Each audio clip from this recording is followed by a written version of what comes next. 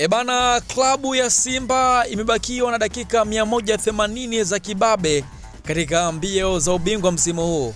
Huku kocha wa timu hiyo, hapa namzungumzia kocha Fadlu David, akisisitiza anataka kwanza kumaliza mechi 2 zijazo kabla ya kujipanga kwenye mechi zilizosalia ili kuona wanatoboaje mbele ya Yanga. Mimi naitwa Deus von Bismarck.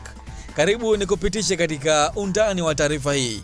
Simba iliyopo nafasi ya pili katika msimamo ikiwa na pointi 51 baada ya mechi 20 itaanza dakika 90 za kwanza kesho dhidi ya Coastal Union, kisha kujiandaa kwa mechi nyingine ijayo ambayo itakuwa ni mechi derby ya Kariakoo dhidi ya hasimu wake wa jadi, hapa nazungumzia klabu ya Yanga.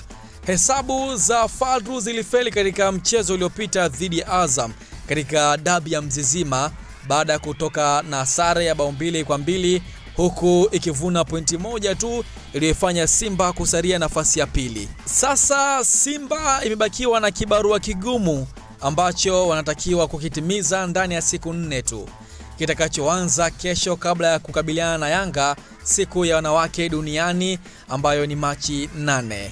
Rekodi za duru ya kwanza hazimpi usingizi kocha Fadlu, kwani katika mchezo wa kwanza dhidi ya Coastal Union ilipotoka sare ya mabao 2-2, huku Yanga ikipoteza kwa kufungwa bao 1-0.